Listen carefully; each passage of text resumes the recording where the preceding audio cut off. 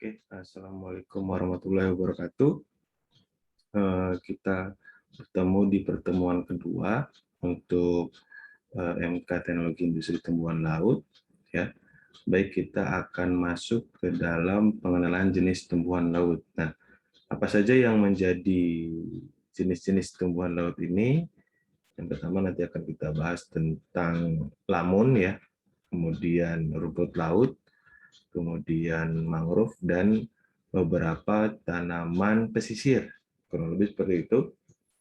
Baik, untuk selanjutnya kita coba ya slide berikutnya. Yang pertama jenis-jenis tumbuhan laut yang kalian ketahui ada yang namanya lamun. Nah, lamun di sini biasanya disebut dengan seagrass, ya kita kenal dengan seagrass namanya. Nah, seagrass adalah tumbuhan tingkat tinggi yang hidup dan tumbuh terbenam di lingkungan laut. Ingat ya, jadi dia hidupnya terendam oleh air, kurang lebih seperti itu. Dia berpembuluh, berimpang, berakar, dan berkembang biak secara generatif ya dan vegetatif.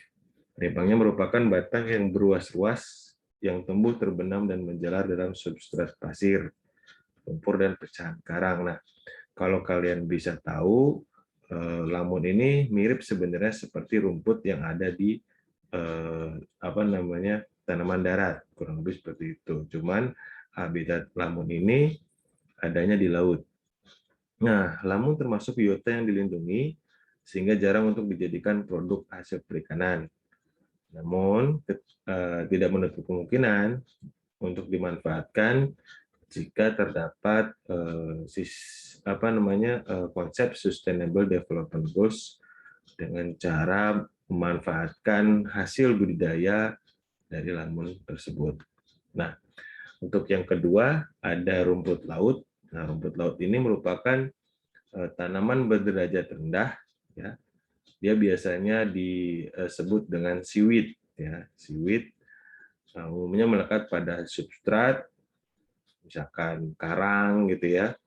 Kemudian dia tidak berakar ya, dia tidak berakar ataupun daun karena dia derajatnya rendah, jadi dia tidak bukan tanaman sejati dan hanya memiliki batang yang disebut dengan talus atau biasanya dalam konteksnya dia dalam kelas Talopita gitu ya. Nah, untuk yang ketiga ada tanaman pesisir. Nah, tanaman pesisir ini merupakan tanaman tingkat tinggi yang hidup pada bagian pesisir laut. Jadi dia tumbuhnya itu bukan di air, tapi dia di pesisir. Jadi pesisir antara air dengan darat gitu. Nah, tanamannya biasanya ada yang dipengaruhi oleh pasang surut, ada yang juga tidak dipengaruhi oleh pasang surut. Ya, seperti pohon kelapa gitu kan ya. Pohon kelapa kan tidak dipengaruhi oleh pasang surut. Biasanya seperti itu. Tapi kalau untuk yang dipengaruhi oleh pasang surut, salah satunya adalah mangrove ya, mangrove. Oke, lanjut. Kita masuk ke lamun. Nah, lamun. Apa itu lamun? Lamun adalah tumbuhan berbunga yang tumbuh di dasar perairan pesisir. Lamun dapat membentuk hamparan yang disebut dengan namanya padang lamun ya. Nah, kalau misalkan nama lokal atau nama daerah itu banyak sekali di Teluk Banten kita ya, itu namanya lamun. Kalau di Kepulauan Riau itu di Natuna, Tanjung Pinang, kemudian Bintan itu namanya rumput setu atau setu laut ya. Di Maluku namanya lalamong, samo-samo, pama, ilalang laut ya. Banyak sekali di bagian-bagian yang lainnya, bisa teman-teman cek di slide berikut. Nah, ini lamun ini sebenarnya adalah tanaman yang dilindungi ya. Karena lamun ini ternyata adalah makanan dari dugong. Dugong ini kan hewan yang dilindungi dan memang sangat sedikit juga untuk habitat lamun di Indonesia. Maksudnya tidak seperti rumput laut dan sejenis yang lainnya, karena lamun ini memang hamparannya tidak sebanyak tidak sebanyak dibandingkan dengan rumput laut, kurang lebih seperti itu, sehingga bisa dihitung dengan jari, jadi kesehatan lamunnya seperti apa, kurang lebih seperti itu. Nah, sebaran lamun itu tersebar di hanya 0,2% dari seluruh area perairan di bumi, sehingga sangat sedikit sekali ya. Dan menurut data ada 13 jenis lamun yang ada di Indonesia. Dari 60 jenis lamun di dunia ada 13 di Indonesia. Nah, karena banyaknya pencemaran di laut, sehingga lamun ini semakin lama semakin terdegradasi, sehingga kesehatannya kurang baik. Oleh karenanya, ketika teman-teman ingin mengolah lamun, itu tadi konsepnya harus sesuai dengan konsep Sustainable Development Goals, di mana lamun juga tidak terpengaruh, kurang lebih seperti itu pertumbuhannya, sehingga lamun bisa dimaksimalkan penggunaannya untuk produk hasil perikanan.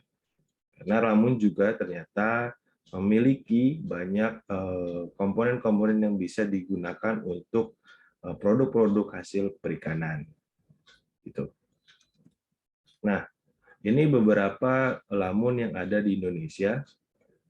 Saya dapat dari KKP, datanya yang pertama ada Enhalus aporoides, kemudian yang kedua ada Thalassodendron ciliatum, kemudian Halodule pinifolia, kemudian Halopila minor, kemudian Halopila ovalis, Halopila decipien, Thalassia hemprisi, Halopila spinulosa, kemudian Cimodocea cerulata, Halodule urinervis, Cimodocea rotundata, dan Syringodium isoetifolium. Nah, biasanya kalau misalkan untuk di Indonesia itu banyaknya di jenis-jenis untuk lamun di Enhalus, kemudian di Cimodocea atau di Halodule. Biasanya seperti itu yang saya tahu ya, terutama di bagian barat. Nah, untuk lanjutannya kita masuk ke dalam rumput laut. Nah, rumput laut sendiri merupakan tanaman berderajat rendah, jadi dia tidak memiliki akar, batang, dan daun ya. Dia adanya talus ya. Nah, cara bereproduksinya juga berbeda dengan tumbuhan yang berbunga karena mereka memiliki spora seperti pakis atau lumut ya. Jadi salah satunya menggunakan spora. Nah, ini salah satu siklus hidup dari salah satu jenis rumput laut namanya Lupholatuca, di mana ada spora yang di situ bereplikasi, kemudian dia membuat atau memunculkan suatu individu baru, gitu kurang lebih. Nah, dalam konteksnya rumput laut ini memiliki beberapa jenis ya. Yang pertama kita bisa bedakan juga dari jenis percabangannya. Yang pertama percabangannya yang bisa teman-teman cek. Yang pertama tidak bercabang ya. Dia tipe percabangan tidak bercabang. Kemudian dikotomus ya, dikotomus yang seperti ini ya. Kalau misalkan kalian bisa lihat, bisa cek itu jenisnya seperti Chemocotoni atau Capopicus alvarezi ya biasa di sekarang disebut ya. Kalau misalkan teman-teman bisa lihat tuh ada di tukang es buah deh. Kalau tukang es buah tuh biasanya ada tuh rumput laut ya. Rumput laut jenis Echotoni itu kurang lebih dia adalah tipe percabangan Dicotomus. Kemudian ada Pinat alternat ya kayak seperti ini. Kemudian ada Pinat distichous seperti ini. Ya seperti pohon cemara gitu ya, tapi ini sama semua pinggirnya. Ya, kemudian Tetratichous. Nah, ini yang kelima nih, Tetratichous. Nah, ini kemudian ada verticillet, ini seperti kipas gitu ya. Seperti kipas. Kemudian ada Polytichous. Polytichous ini dia tidak beraturan cabangnya, tapi ada satu cabang yang menjulur langsung ke atas. Kemudian ada pectinet. Nah, ini dia cabangnya itu cuman bagian sampingnya saja gitu ya, tapi tidak ke yang lain. Kemudian ada monopodial seperti ini gambarnya, kemudian simpodial. Nah, masing-masing jenis rumput laut itu memiliki percabangan yang berbeda-beda. Jadi tergantung dari spesiesnya. Kurang lebih seperti itu. Jadi kalau misalkan kalian nemu gitu ya, kalian identifikasi, bisa sebenarnya lewat dari percabangannya juga. Nah, kemudian untuk jenis rumput lautnya, ini 3 kelas ya. Secara taksonomi, rumput laut dikelompokkan dalam divisi Talophyta ya. Berdasarkan Beckman-nya dikelompokkan dalam 3 kelas, bukan 4 kelas, 3 kelas. Nah, 3 kelas ini yang pertama ada Rhodophyceae, alga merah, kemudian Phaeophyceae, alga coklat, dan Chlorophyceae, alga hijau. Nah, jenis rumput laut di Indonesia sekitar 550 spesies, namun yang sering dimanfaatkan hanya sedikit sekali, karena yang banyak dimanfaatkan dan banyak dibudidayakan hanya sedikit sekali. Nah, ini contoh-contohnya, ada beberapa rumput laut yang telah dimanfaatkan oleh orang-orang yang ada di Indonesia. Yang antara lain yang pertama, Capapicus alvarezi, yang memang sudah banyak dimanfaatkan ya oleh masyarakat di Indonesia khususnya, dan di dunia juga banyak yang memanfaatkan ini, yang dulu diberi nama dengan nama Euchema cottoni. Nah, kemudian ada yang nomor 2, ada Euchema spinosum dan Euchema striatum. Nah, ini sama sebenarnya dengan Capapicus alvarezi, dia biasanya digunakan sebagai bahan baku untuk karagenan. Nah, kalau spinosum dan Euchema striatum itu biasanya berbeda dari konteksnya jenis karagenannya. Jadi kalau untuk yang Capapicus itu adalah kappa karagenan, misalkan spinosum itu dia lambda karagenan, gitu ya. Kemudian ada yang ketiga, ada Gracilaria dan Gelidium. Nah, ini kalau untuk yang rumput laut Gracilaria dan Gelidium ini termasuk rumput laut merah juga ya, sama seperti Euchema dan Capapicus. Tapi untuk untuk pigmennya atau untuk hidrokoloidnya untuk hidrokoloidnya dia digunakan sebagai bahan baku agar. Nah, kalau misalkan teman-teman tahu, Gracilaria dan Gelidium ini digunakan untuk bahan baku agar-agar swallow lah, kalau misalkan teman-teman pernah lihat ya, atau pernah memakai agar-agar swallow itu salah satunya menggunakan bahan bakunya Sargassum dan Gelidium. Nah, kemudian yang keempat ada Sargassum. Nah, karena Sargassum ini biasanya banyak sekali di perairan Indonesia dan manfaatnya biasanya banyak ya, tidak hanya untuk antioksidan ataupun bahan-bahan yang lain. Biasanya kalau untuk yang Sargassum ini digunakan untuk pakan, biasanya pakan ternak, campuran pakan ternak dan sebagainya ya, biasanya seperti itu. Nah, Sargassum ini termasuk rumput laut coklat dan memang banyak sekali di perairan Indonesia, cuman belum banyak yang memanfaatkannya karena memang belum banyak yang tahu kegunaan dari Sargassum ini. Sehingga perlu adanya beberapa penelitian terkait dengan rumput laut coklat atau rumput laut yang ada di Indonesia. Kalau misalkan teman-teman mau gitu ya, itu bisa dimanfaatkan. Kemudian yang kelima ada Caulerpa. Nah, Caulerpa sendiri itu biasanya digunakan sebagai makanan. Kalau misalkan teman-teman tahu namanya, kalau di Indonesia itu di Natuna, kemudian di Banten juga namanya latoh ya, latoh dia. Nah, latoh ini bisa juga dibilang atau bisa apa namanya, dinamakan dengan anggur laut. Terkenalnya namanya anggur laut. Nah, itu biasanya langsung dimakan gitu ya. Ketika setelah dipanen gitu dari laut, kemudian dicuci bersih, kemudian langsung dimakan sebagai salad. Nah, ini termasuk rumput laut hijau yang memang memiliki apa namanya nilai ekonomis yang tinggi karena di beberapa tempat atau beberapa apa namanya wilayah di Indonesia sudah memproduksi kaulerpa ini, terutama yang jenis lentilivera. Jadi kaulerpa lentilivera ini biasanya diekspor ke luar negeri. Kemarin saya dapat apa namanya cerita atau dapat kabar gitu ya dari teman saya yang di Kepulauan Riau bahwa 1 kilogram basah dari kaulerpa ini sekitar 150.000.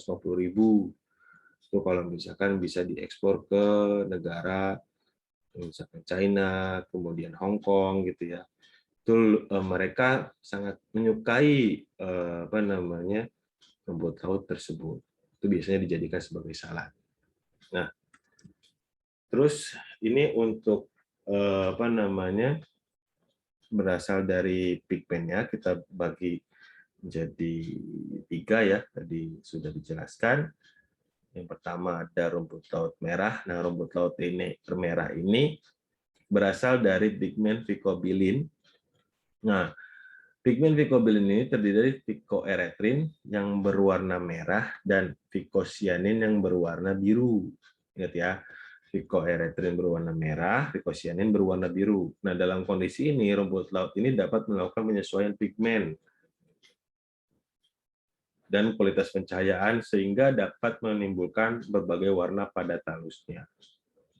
Jadi dengan kata lain, kalau yang kelas Rhodophyceae ini, dia bisa berwarna macam-macam. Ada yang warnanya merah tua, gitu ya, merah muda, merah keemasan, coklat, kuning, hijau, itu tergantung dari pencahayaan dan penyesuaian dari pigmennya. Tapi dari apa namanya komponen awalnya atau komponen utamanya itu adalah pigmen phycobilin yang terdiri dari phycoerythrin dan phycocyanin. Nah, salah satu contohnya mungkin rumput laut Ecomocotoni warnanya hijau ya, tapi pigmennya itu sebenarnya adalah pigmen phycobilin. Jadi karena dia punya phycoerythrin dan phycocyanin. Gitu. Nah, secara umum bentuk rumput laut ini berupa silinder yang berukuran sedang sampai kecil. Rumput laut ini juga tersebar di daerah intertidal sampai dengan rataan terumbu karang dan berasosiasi dengan jenis rumput laut lainnya. Kemudian yang kedua ada chlorophyta atau rumput laut hijau ya. Rumput laut hijau warnanya berasal dari pigmen klorofil. Nah, klorofil ini yang menyebabkan warna rumput laut tersebut adalah warna hijau. Nah, untuk klorofil sendiri itu proses untuk digunakan untuk fotosintesis karena mengandung klorofil A dan B, beta, gamma, karoten, dan xanthofil. Nah, bentuk rumput lautnya ini bermacam-macam, mulai dari lembaran tipis, silinder, bentuk benang yang tebal, atau menyerupai rambut. Itu warna hijau biasanya banyak tuh ya kalau misalkan teman-teman ke laut, banyak sekali warna yang hijau di apa namanya jenis-jenis rumput lautnya gitu ya. Nah, rumput laut ini juga sering dijumpai di daerah pasang surut dan daerah genangan dangkal, kadang berbatasan dengan air tawar dengan cahaya matahari yang berlimpah. Karena kalau yang namanya rumput laut hijau itu sangat butuh sekali terkait dengan apa namanya cahaya matahari gitu. Nah, dia butuh sinar matahari yang tinggi. Beda hal dengan Rhodophyceae. Nah, ada beberapa penelitian juga terkait dengan yang Rhodophyceae ketika banyak sinar mataharinya atau di musim apa ya namanya kemarau kurang lebih itu warna hijaunya itu lebih terang atau lebih tinggi dibandingkan dengan yang di musim hujan. Itu terjadi pada jenis Ecomocotoni yang dibudidayakan.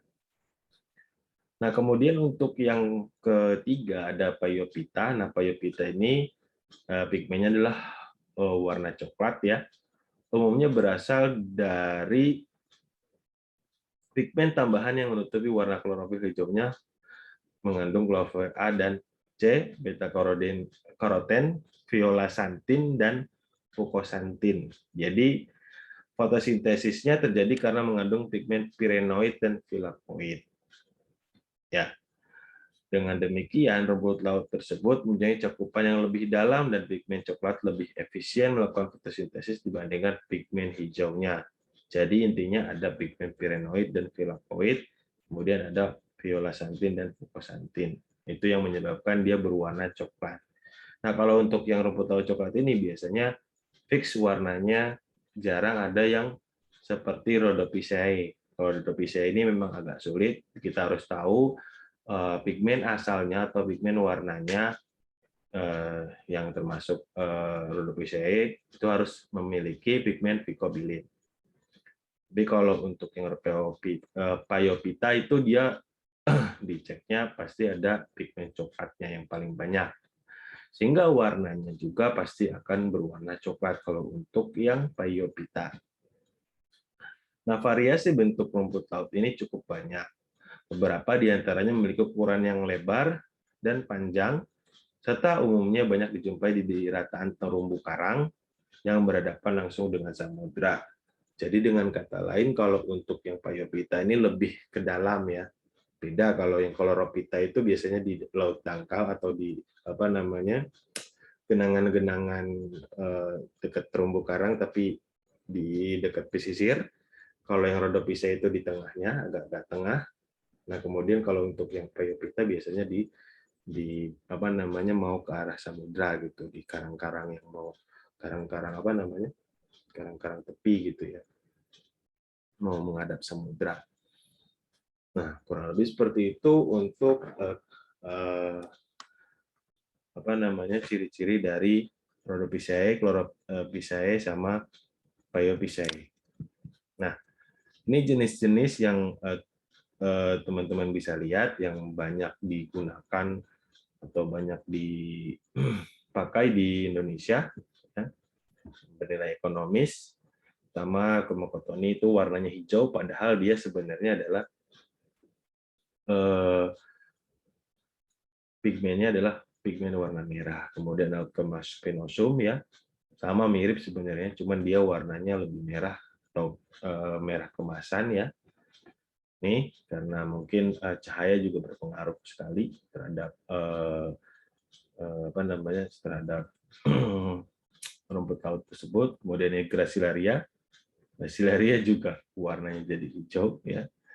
Tapi ada juga yang warna merah gitu ya, tergantung dari tadi pencahayaan ya. Kalau pencahayaannya lebih banyak gitu ya, biasanya warnanya memang agak kemerahan atau keunguan gitu. Tapi kalau misalkan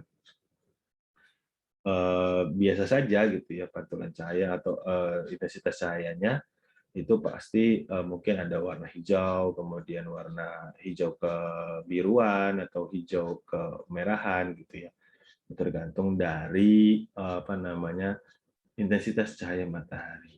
Kemudian ada sargassum, nah sargassum pasti biasanya warnanya coklat. Seperti itu teman-teman, supaya teman-teman juga lebih paham, bisa dilihat atau dicek, kita bisa mengidentifikasi ya, atau bisa melihat jenis-jenis rumput laut itu juga didasarkan dari algabase.org. Nah, dalam situs ada algabase ini biasanya dipakai seluruh orang di dunia untuk menentukan spesies dari rumput laut tersebut. Nah, kalau misalkan teman-teman mau tahu gitu ya, teman-teman bisa cek di situ ada yang namanya distribution. Nah, distribution teman-teman bisa cek, tinggal klik di algabase.org ya. Masuk dulu ke situsnya, nanti tampilannya seperti ini. Teman-teman bisa masuk ke dalam distribution. Jadi setelah distribution, teman-teman bisa pilih sub S khusus ASEAN atau Asia Tenggara. Kemudian teman-teman pilih country-nya itu country Indonesia. Nah, di situ banyak sekali, ada berapa spesies yang ada di situ. Itu juga salah satu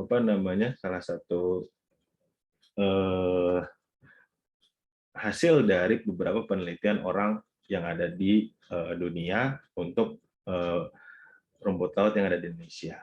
Sehingga kalau misalkan teman-teman mau tahu jenisnya apa, itu bisa cek ya.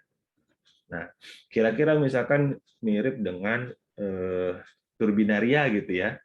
Nah, bisa teman-teman cek di situ bagian di turbinaria. Nah, turbinaria di Indonesia itu ada apa aja gitu. Bisa dicek di situ, kemudian kita cek, download ada beberapa keterangan di PDF-nya. Nah, itu di situ ada keterangan seperti misalkan talusnya bagaimana gitu ya, kemudian biasanya ditemukan di mana saja, terus penyebarannya bagaimana, itu bisa dicek di situ di Algabase, sehingga memungkinkan teman-teman mengidentifikasi rumput lautnya itu jenisnya jenis apa. Seperti itu. Jika misalkan teman-teman menemukan gitu ya, bisa seperti itu. Nah, kemudian itu sekilas untuk identifikasi rumput laut. Nah, selanjutnya kita masuk ke kriteria yang ketiga atau bagian jenis-jenis tumbuhan laut yang ketiga, yang terakhir, yang pertama yaitu adalah tanaman pesisir. Nah, tanaman pesisir yang pertama, teman-teman mungkin tahu ini ya, ini gambarnya, ini namanya kangkung laut ya. Kangkung laut ini kalau nama bahasa latinnya adalah Ipomoea pescaprei. Tanaman ini merupakan tanaman merambat yang digunakan untuk mengatasi abrasi. Selain itu, tanaman ini berguna sebagai bahan obat-obatan sejak dulu dan dikenal dengan nama tapak kuda. Kalau teman-teman perhatikan, daunnya itu seperti daun tapak kuda, ya gitu. Atau tapaknya kuda itu seperti itu gitu. Makanya orang-orang menyebutnya adalah daun tapak kuda atau tanaman tapak kuda gitu ya. Nah, warna bunganya tuh bagus banget ya, warnanya unguan gitu ya. Sehingga kalau misalkan teman-teman mau gitu penelitian ke arah bioaktif, itu juga bisa masuk ke sini, bisa cek bagaimana kangkung laut ini kita jadikan sebagai satu produk hasil perairan, entah itu makanan ataupun kosmetik ataupun farmasi, dalam bentuk farmasi, nutraceutical ataupun yang lainnya, itu dijadikan sebagai sebuah produk yang memang memiliki nilai tambah yang tinggi. Karena yang saya tahu juga belum banyak penelitian ke arah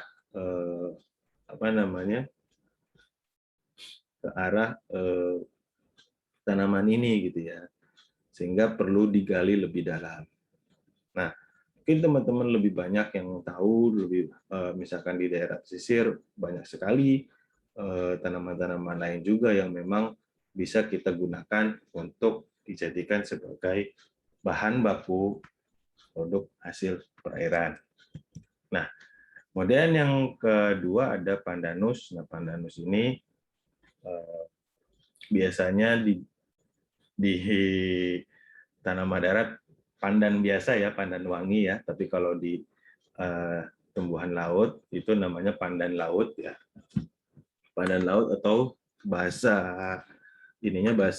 latinnya adalah Pandanus utilis. Nah, sepintas pandan ini terlihat mirip dengan pandan yang ada di darat gitu ya. Nah, tetapi secara morfologi pandan ini memiliki bentuk daun yang panjang dan bagian tepinya berduri. Jadi berbeda kalau misalkan yang pandan biasa itu dia nggak berduri, kalau ini berduri dan akarnya juga cukup besar, ya, bertipe tunjang untuk menopang tubuh dari tanaman tersebut. Nah, kalau misalkan pandan yang di tanaman darat itu biasanya kecil-kecil ya, nggak terlalu besar, tapi kalau yang di laut ini, yang di pesisir ini, dia lebih besar. Nah, akarnya juga menjuntai gitu ya. Nah, ini juga digunakan biasanya ketika ada pasang surut ya, atau ada air yang masuk atau air yang air yang kena tanaman ini gitu ya, sehingga ketika ketika terkena air daunnya tidak terkena, kurang lebih seperti itu untuk menghindari kebusukan daun ya. Itu untuk yang pandan. Nah, penelitian tentang pandanus juga masih sangat sedikit sekali ya, terkait dengan produk-produk hasil perairan akan digunakan untuk apa, kemudian produknya apa gitu ya. Teman-teman juga bisa mencari atau googling di Scholar Google, itu pasti sangat sedikit biasanya untuk dijadikan beberapa produk dari olahan hasil perikanan. Kemudian ada waru laut ya. Ini beda dengan waru biasa.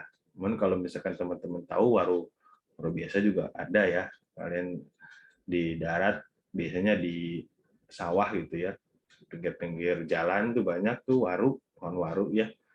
Nah, kalau ini waru laut ini berbeda. Waru laut ini dia tumbuhnya di pesisir pantai dan memiliki nama lainnya biasanya baru ya, baru laut ya. Nah, tanaman ini merupakan suku kapas-kapasan, banyak ditemukan di pinggir pantai. Waru laut banyak tersebar di wilayah pesisir terutama yang beriklim tropis di seluruh dunia. Namun menurut sejarah tanaman ini berasal dari dunia lama yakni Asia. Jadi asalnya sih dari Asia, Afrika dan Eropa. Selain di wilayah pantai, tanaman ini juga dapat ditemukan di ketinggian 800 mdpl dengan curah hujan sekitar 900 sampai 2.500 per tahun. Nah, kalau yang waru laut ini juga belum banyak dikaji. Kalau misalkan teman-teman mau mengkaji tentang waru laut juga bagus ya, karena belum banyak, karena ini juga belum banyak dimanfaatkan oleh orang lain gitu. Nah, kemudian ada ketapang ya, ketapang laut. Nah, ketapang laut beda dengan ketapang yang ada di darat ya. Karena ketapang laut ini menjadi tanaman yang biasanya lebih besar untuk daunnya gitu ya. Dan memang habitatnya juga lebih lebih tahan gitu kalau untuk ketapang. Nah, supaya teman-teman tahu ya, jadi daun ketapang ini yang kering ini ternyata bisa diekspor ke luar negeri. Kenapa? Karena daun ketapang yang kering memiliki beberapa aktivitas memiliki bahan bioaktif yang bagus untuk bukan hanya ikan ya. Kalau teman-teman tahu biasanya buat ikan gitu ya, ikan cupang terutama. Tapi ternyata daun ketapang ini dia memiliki beberapa aktivitas farmakologi yang baik untuk kesehatan manusia. Sehingga kalau misalkan teman-teman mau penelitian ke arah sini gitu ya, misalkan untuk dijadikan ekstrak gitu ya, ekstrak dari daun ketapang, itu akan lebih menjual sebenarnya. Kan belum ada juga ke arah sana gitu ya. Produk-produk yang tentang daun ketapang ini dijadikan sebagai ekstrak gitu. Masih belum banyak. Nah, misalkan kalau untuk di luar negeri, ini satu lembarnya itu bisa dihargai 10.000. Kemarin di Perancis ada yang mau gitu ya untuk membeli daun ketapang ini. Waktu saya di umrah dulu, memang masih banyak yang memang belum kita kaji. Padahal sebenarnya daun ketapang ini juga bagus untuk produk-produk hasil perairan gitu ya.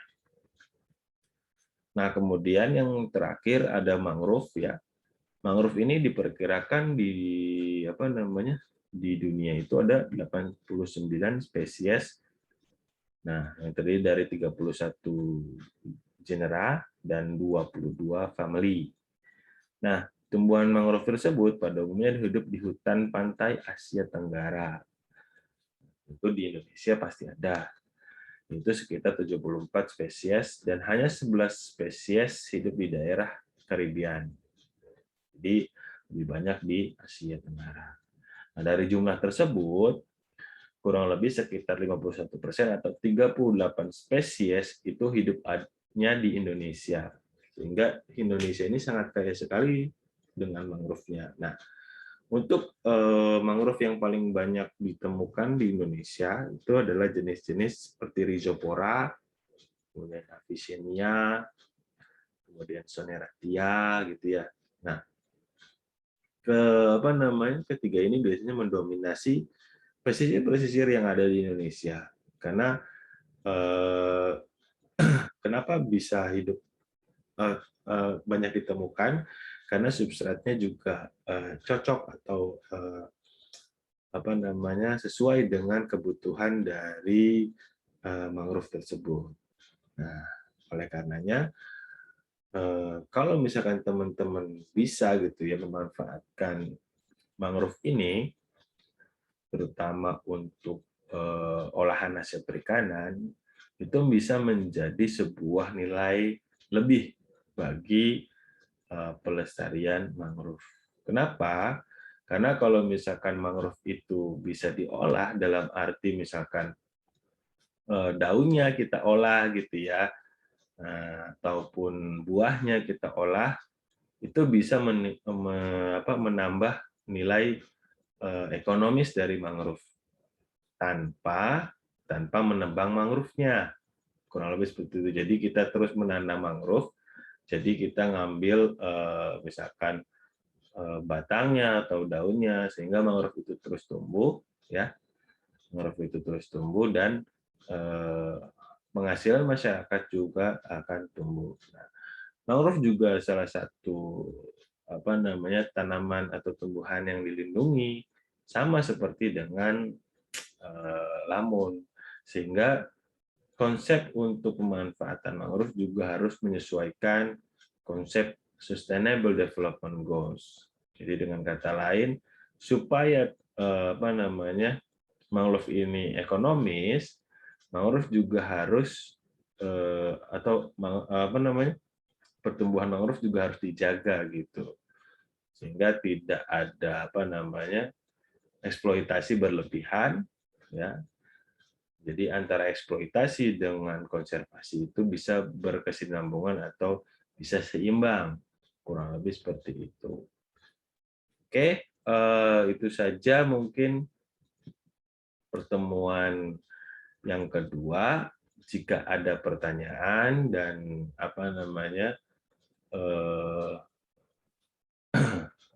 saran ataupun apapun, bisa teman-teman menyampaikannya via Spada ataupun langsung WA ke nomor saya. Oke, kurang lebihnya saya mohon maaf. Wassalamualaikum warahmatullahi wabarakatuh.